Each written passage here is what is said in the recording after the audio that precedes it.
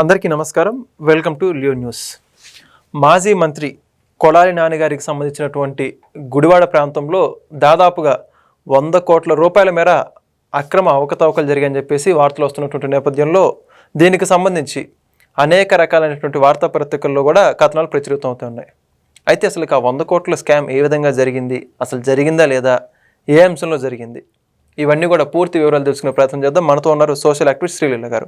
Madam నమస్కారం అండి. నమస్తే అండి. గుడివాడ కొడాలి నాని గారు మాజీ మంత్రి వైకాపాకి సంబంధించి. అయితే ఇప్పుడు ఆయన నియోజకవర్గం అంటే గతంలో ఆయన ఎమ్మెల్యేగా ప్రాతినిధ్యం వహించినటువంటి ఆ నియోజకవర్గంలో ఏదైతే జగనన్న కాలనీల పూడిక సంబంధించి దాదాపు మెరక పనులు పూర్తి చేపిస్తామని అనేక పేర్లు అయితే పెట్టారు. దానికి 100 కోట్ల రూపాయలు పక్కదారి పట్టించని చెప్పేసి వార్తలు వస్తున్నాయి. మొత్తంగా ఏ అంశం ఎలా దోచేశారంటారు? ఈ మొత్తం ఉదంతం ఎలా జరిగిందంటారు? మనం అదేదో శ్రీశ్రీ గారి కవిత ఉంది చూడండి, అగ్గి పుల్ల సబ్బు బిళ్ళ, ఇలా చెప్పుకుంటూ పోతే కాదేది కవితకు అనర్హమని. వైసీపీ వాళ్ళు చేసేది కాదేది వీళ్ళ దోపిడీకి ఇంకా మనం చెప్పుకుంటా పోతే ఇలానే ఉండిద్ది. వాళ్ళ దోపిడీకి ఏది కూడా తగ్గం, మేము ఎక్కడా కూడా తగ్గేదేలే అన్న డైలాగ్ లాగా దేన్నైనా దోచేస్తాం దాచేస్తాం అన్నట్లు చేసింది వాళ్ళ పరిపాలన అంతా కూడా. దేంట్లో దోచుకోకుండా ఉన్నారు. అలానే మట్టి. ఇంకా ఇక్కడ చూసుకుంటే బకాసురులాగా అసలు బూతుల నాని అంటే అందరికి తెలుస్తుంది అతని పేరు. కొడాలి నాని కన్నా కూడా, ఎందుకంటే సన్నబియ్యం అడిగినప్పుడు ఫస్ట్ స్టార్ట్ చేసింది ఆ సన్నబియ్యంతోనే వచ్చింది ఈ గోలంతా. ఎవడిస్తానన్నాడు అని చెప్పి స్టార్ట్ చేశాడు. ఇంకా అక్కడి నుంచి రెచ్చిపోయారు బూతులతోటి. ఈ రోజున చూస్తే కొత్తగా వాళ్ళు చేసే పనులన్నీ కూడా కోర్టులు సాక్షిగా నిరూపణలు అవుతున్నాయి. మీరు చేసింది నిజమే, వీళ్ళు కొల్లగొట్టింది నిజమే, దాచుకున్నది నిజమే, దోచుకున్నది నిజమే అని. అలానే 100 కోట్ల రూపాయలు ప్రజాధనాన్ని ఏ విధంగా వీళ్ళు దోచుకున్నారంటే, జగనన్న కాలనీ, అసలు ఆ కాలనీలు వర్షం వస్తే నీటితో మునిగిపోయి చెరువుల్లో కట్టేశారు.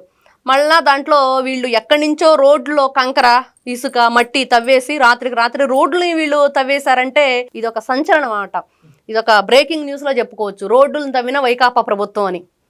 వాళ్ళు ఒకప్పుడు ఆ నియోజకవర్గాల్లో ఎమ్మెల్యేలని, బాబు రోడ్లు బాలేవు కదా ఏంటి పరిస్థితి అంటే, సంక్షేమ పథకాలు ఆపేయమంటావా, నీకు రోడ్లు కావాలంటే అని అడిగాడు ఒక ఎమ్మెల్యే ఆ రోజున.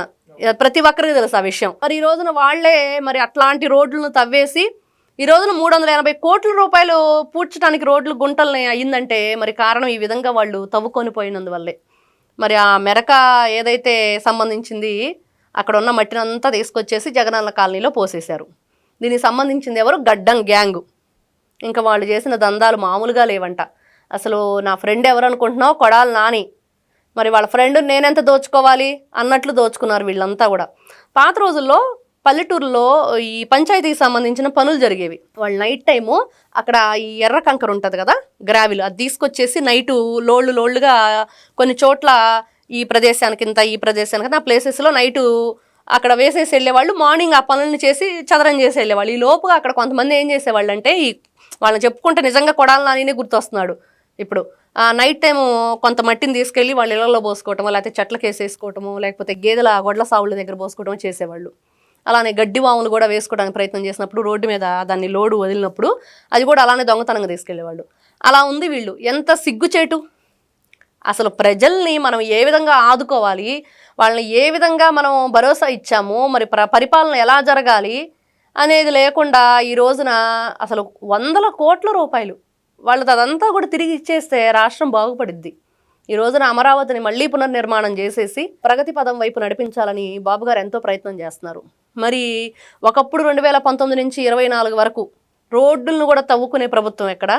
ఈ రోజున పిల్లలు ఎవరైతే భవిష్యత్ తరాలకి వీళ్ళే మనకి పునాది అని వాళ్ళ గురించి ఎంతో వాళ్ళకి ఉద్యోగాలు రావాలి, సాఫ్ట్వేర్ రంగం అభివృద్ధి చెందాలి, ఏఐ తీసుకొస్తున్నాం. ఒకప్పుడు ఐటీ అని బాబు గారు ఎంతో చెప్పారు. ఈ రోజున మళ్ళీ ఏఐ.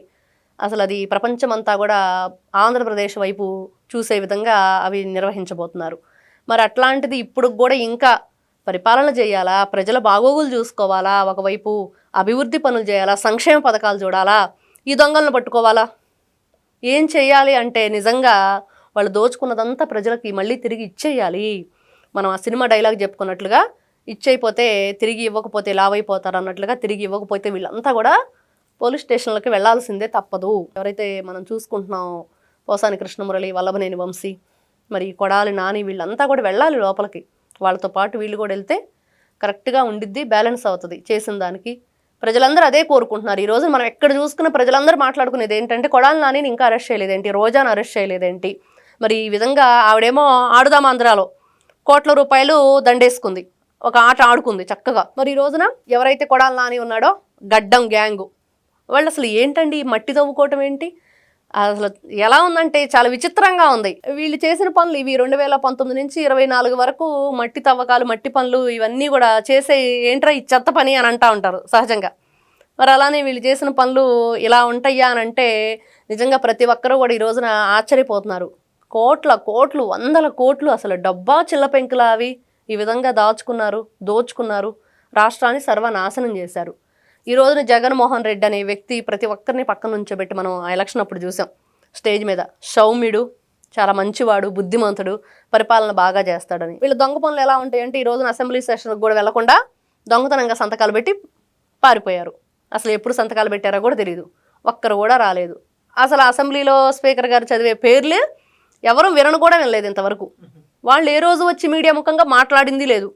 మరి మీరు ప్రజాప్రతినిధిగా 11 మంది ఉన్నప్పుడు ఏదో 11 మందిలో ఒక ఆయన జగన్మోహన్ రెడ్డి గారు ఆయన వచ్చి మాట్లాడతాడు అప్పుడప్పుడు, మిగతా 10 మంది అనేది ఎవరనేది ఇంతవరకు మనకి ఎవరికి తెలియదు. ఎవరికి తెలుసు అండి? కొత్తగా ఉన్నాయి ఆ పేర్లను ఈ రోజు వింటంటే. మరి వీళ్ళు అధికార ప్రతినిధులుగా ఎన్నుకోబట్టం, వీళ్ళు పరిపాలనలో మరి ఏ విధంగా 2019లో చేశారో తెలియదు. కానీ వాళ్ళ అసెంబ్లీ ఎలా ఉందంటే మనం చూసాం. బూతుల పురాణం మనం జగన్మోహన్ రెడ్డి గారిని పొగట్టం. వీరుడు, సూర్యుడు, ధీరుడు, జగనన్న లేకపోతే అసలు నువ్వు దేవుడు స్వామి. అసలు అవి ఏంటంటే అసలు సినిమాలో వీళ్ళంతా స్క్రిప్ట్ రైటర్సా? పాపం అలా స్క్రిప్ట్ రైటింగ్గా ఉన్న వ్యక్తి ఈ రోజున ఆ ఊరు ఈ ఊరు కేసులు అంటూ తిరుగుతున్నాడు. ఇలాంటి వ్యక్తులంతా కూడా సమాజానికి చీడ పురుగుల్లాగా తయారయ్యారు. ఈ విధంగా రాష్ట్రాన్ని సర్వనాశనం చేసి ఈ రోజున మొత్తం కూడా బయటకు వస్తుంది ఒక్కొక్కటి వీళ్ళు చేసిన తప్పులన్నీ కూడా. మరి కొత్తగా చూసుకుంటే ఇప్పుడు మళ్ళా బ్రేకింగ్ న్యూస్గా వస్తుంది ఏంటంటే విజయసాయి రెడ్డిది మొత్తం కూడా భూదందా అంతా ఎక్కడ దోచుకున్నాడు, ఏ విధంగా భూములన్నింటినీ కూడా ఉత్తరాంధ్రాని ముఖ్యమంత్రిగా ఆయన ఆ రోజున పరిపాలన చేశాడు జగన్మోహన్ రెడ్డి గారు ఉన్నప్పుడే. ఆయనతో పాటుగా A2గా ఉండి ఆయన జగన్మోహన్ రెడ్డికి ఆత్మగా ఉండి అలానే జైలు మేటుగా ఉన్న వ్యక్తి. మరి వీళ్ళంతా ఈ భూదందాలు, భూబకాసురులాగా ఈ గడ్డం గ్యాంగు ఇదంతా కూడా చూస్తూ ఊరుకోదు. కోర్టులున్నాయి, శిక్షలు, మరి పోలీసులు. మరి ఆ పోలీసులను బట్టలు తీసి నిలబెడతానంటాడు సమాజం ముందు జగన్మోహన్ రెడ్డి. ఎవరి బట్టలు ఎవరు ఊడదీస్తారో త్వరలోనే తెలుస్తుంది. మరి గడ్డం గ్యాంగ్ కూడా తొందరలోనే ముహూర్తం ఫిక్స్ చేస్తారు పోలీసులు అని ప్రతి ఒక్కరు అనుకుంటున్నారు. Thank you. నమస్తే. Please subscribe to Leo News for more videos.